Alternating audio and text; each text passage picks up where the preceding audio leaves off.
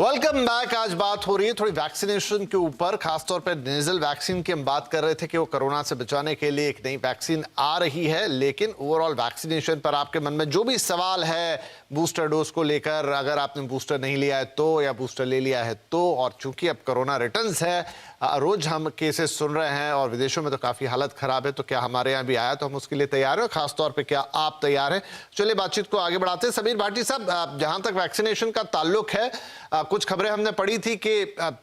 एकदम से पिछले एक आध डेढ़ हफ्ते 2 हफ्ते के अंदर इसमें तेजी आई है, लेकिन वो नंबर कितना है और कितनी और तेजी की आपको जरूरत है अगर आप चाहते हैं कि पॉपुलेशन का एक बड़ा हिस्सा खासतौर पे बूस्टर डोज से भी इक्विप्ड हो जाए?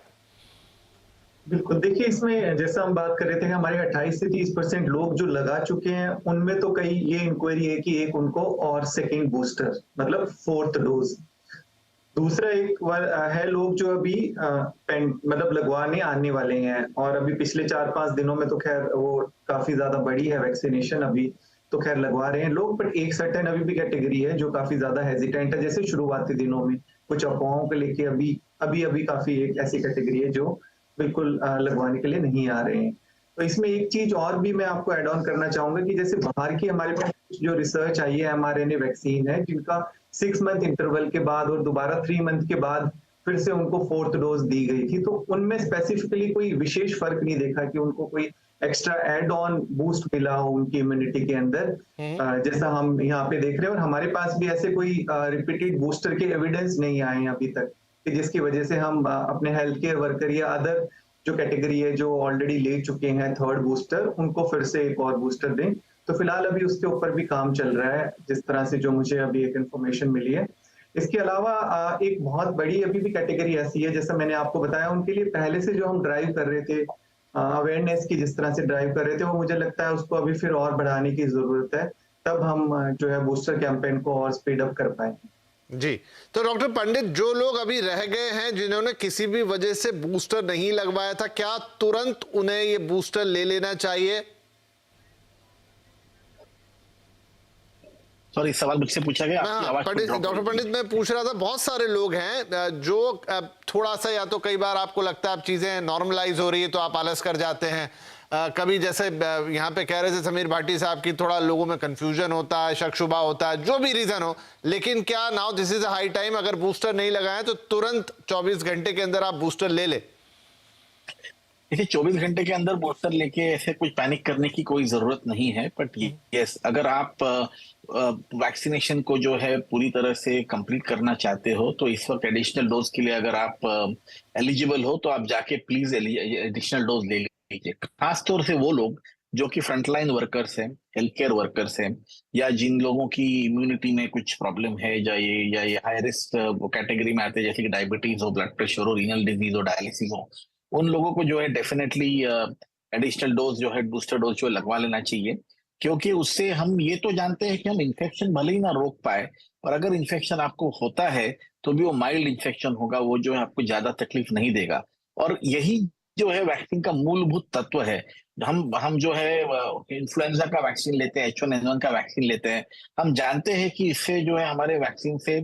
शायद हमको इन्फेक्शन ना हो, ऐसा नहीं होगा, शायद इन्फेक्शन होगा, पर इन्फेक्शन जब भी होगा तभी माइल्ड होगा। तो बस कोविड का भी यही है, अगर इन्फेक्शन हुआ भी आपको प्रिकॉशनरी डोज के बाद, तो भी वो माइल्ड होगा, और उससे जो हमारी जो जान बच जाएगी, ये वैक्सीन जो है लाइफ सेव करेगी। क्योंकि मेरे पास समय बिल्कुल कम रह गया, डॉक्टर मलिक क्विकली, क्योंकि आप लोग ही कहते हैं कि अब ये वायरस हमारे बीच हमेशा रहेगा, कहीं जाएगा नहीं, हो सकता है कि बस इसका जो ये विकराल रूप है धीरे धीरे हल्का पड़ जाए, सर्दी खांसी रह जाए, तो क्या अब इसकी कोई एक परमानेंट वैक्सीन भी हम आते हुए देखेंगे? जैसे बाकी वैक्सीन लेते हैं तो हर साल या 6 महीने जो भी पीरियड रहेगा आपको कोरोना का वैक्सीन लग रहा होगा? देखिए, इसके ऊपर शोध काफी चल रहे हैं, हो सकता है कोई ऐसी वैक्सीन भी निकल आए जिसके अंदर की ड्यूरेशन बहुत ज्यादा बूस्टर्स के बीच में हो। लेकिन अगर हम पुराने एक्सपीरियंस की बात करें तो बहुत सारी वायरल इलनेसेस में, जैसे इन्फ्लुएंजा है जिसे हम फ्लू कहते हैं, जो स्वाइन फ्लू को भी प्रोटेक्ट करता है, ये वैक्सीन हमारे को हर साल देनी पड़ती है।